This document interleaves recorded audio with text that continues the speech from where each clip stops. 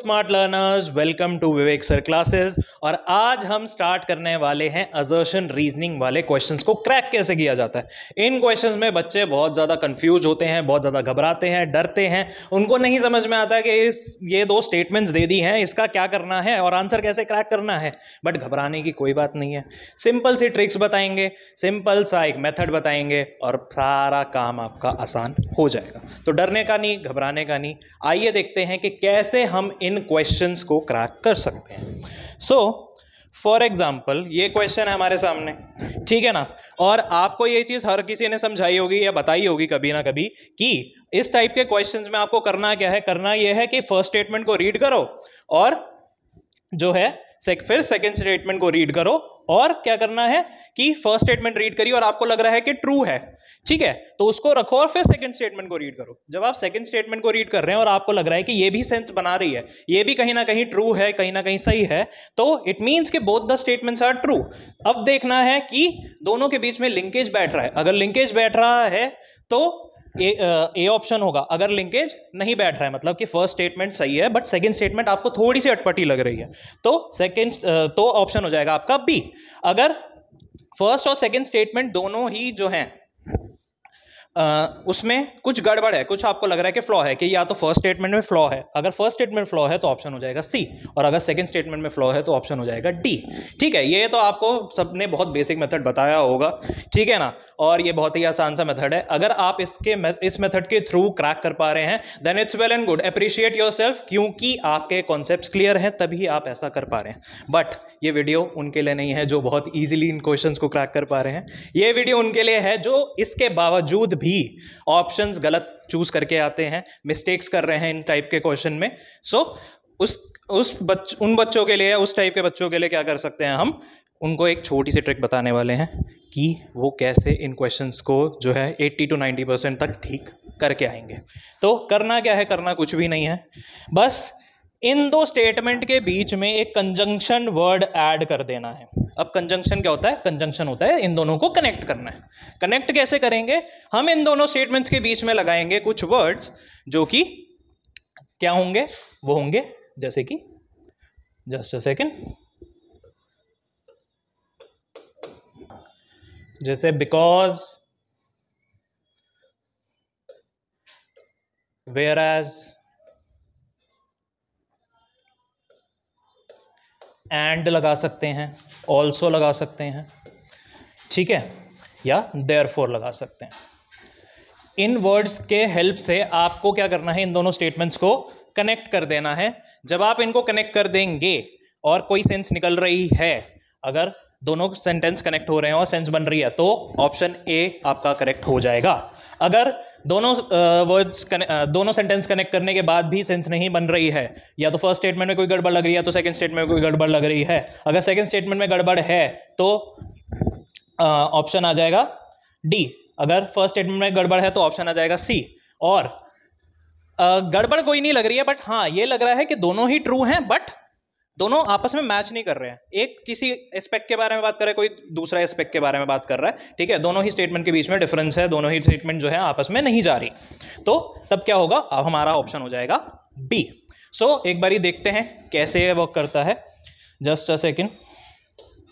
सो इस स्टेटमेंट को रीड करते हैं कि positive health is a state of complete physical, mental, social and spiritual wellbeing. Assertion कह रहा है कि पॉजिटिव हेल्थ जो है वो क्या है, it is a complete state of physical, mental, social and spiritual wellbeing.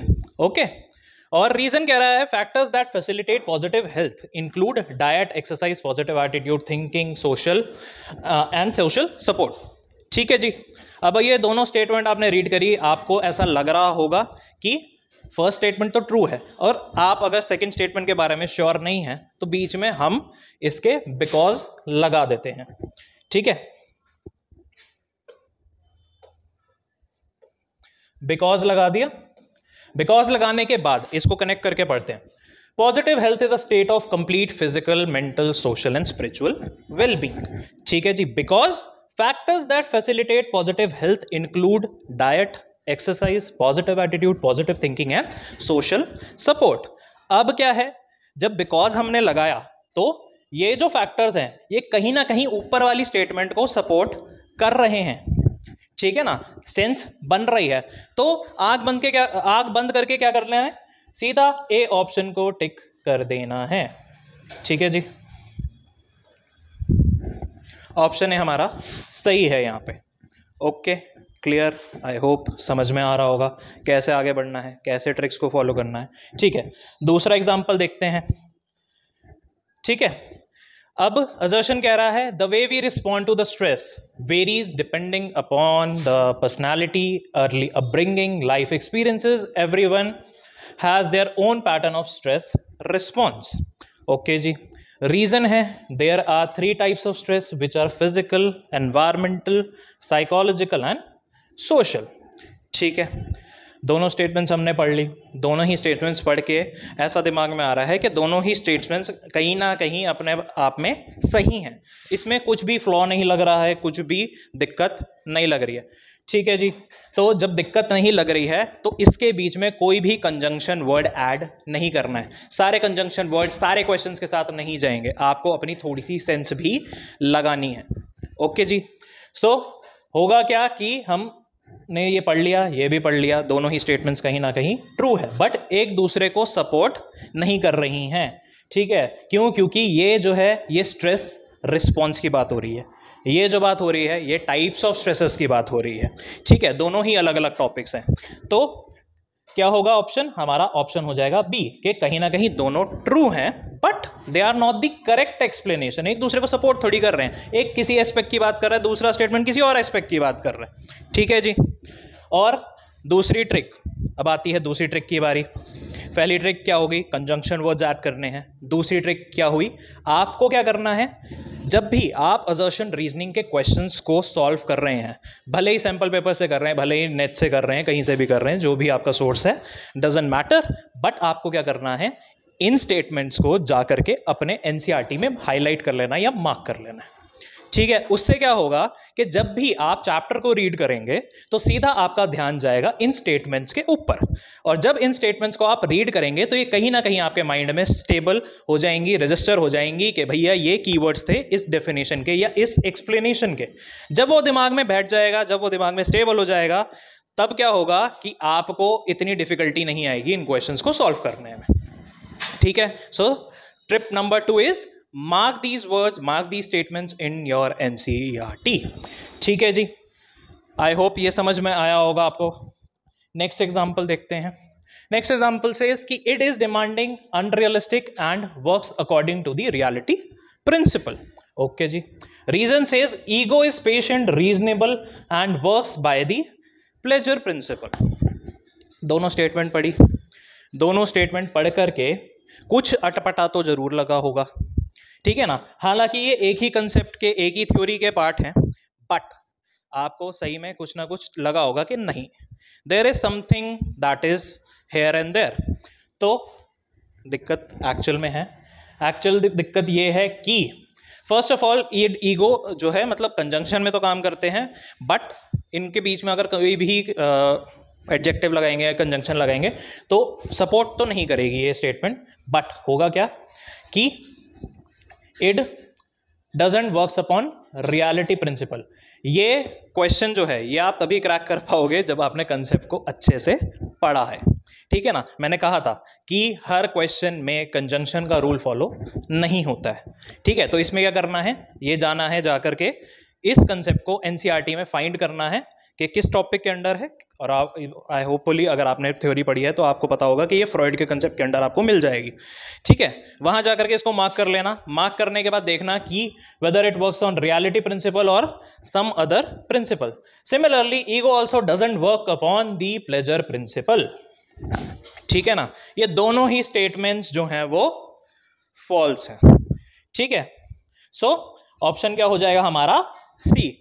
Option बहुत ध्यान से रीड करने हैं। बच्चे क्या दिमाग में रख करके चलते हैं कि स्टेटमेंट्स क्या आएंगी, बिल्कुल सीधी सीधी आएंगी। कभी कभी ऐसा भी हो सकता है कि दोनों ही स्टेटमेंट्स फॉल्स हैं, तो ऑप्शन ध्यान से पढ़ना और उसके बाद ही आंसर करना। Blindly option A B C D नहीं करके आना है, ठीक है जी। ओके, अब हम देख लेते हैं अपना last option, last example. So last example says कि aptitude refers to the individual's underlying potential for acquiring skills. Okay. Reason क्या है? Reason कह रहा है aptitude tests are used to predict what an individual will be able to do if given a proper environment and training. Okay, हमने पढ़ लिया, हमें समझ भी आ गया, ठीक है ना। दोनों स्टेटमेंट्स पढ़ के हमें जो है सेंस लग रही है कि दोनों स्टेटमेंट्स ट्रू हैं, ठीक है ना। अब इसके बीच में अगर बिकॉज लगा देते हैं, ठीक है, या फिर अगर आप देयरफॉर भी लगाएं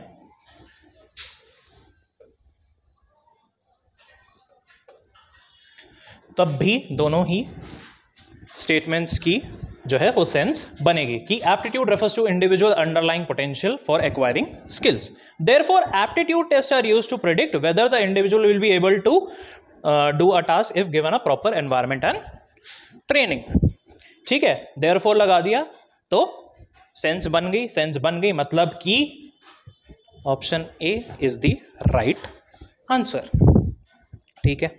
समझ में आया? आई होप आपको ट्रिक बहुत अच्छे से समझ में आ चुकी है, आपको ये समझ में आ गया है कि अब आपको करना क्या है, ठीक है। और अगर आपने हमारी MCQ सीरीज़ जो चल रही है ऑलरेडी यूट्यूब पे, हमारे ही चैनल पे विवेक सर क्लासेस पे, अगर नहीं देखी है तो जाकर के देखो और जाकर के ट्राई करो आंसर करने का। अगर आंसर आपके दिमाग में आ जाता है तो उसको कमेंट भी करना है, ठीक है ना। So I request you to follow my tips, and for more such videos please like, share and subscribe to our channel. Also there is an offer for you कि अगर आपको ऑनलाइन या ऑफलाइन क्लासेस हमारी attend करनी है तो crash course चल रहा है 40% डिस्काउंट पे, उसके लिए आप हमें कांटेक्ट कर सकते हैं, डिटेल्स डिस्क्रिप्शन में दी हुई हैं। तो प्लीज़ हमारे चैनल को सब्सक्राइब कीजिए, फॉलो कीजिए और प्लीज़ थोड़ा सा सपोर्ट दीजिए। Thank you.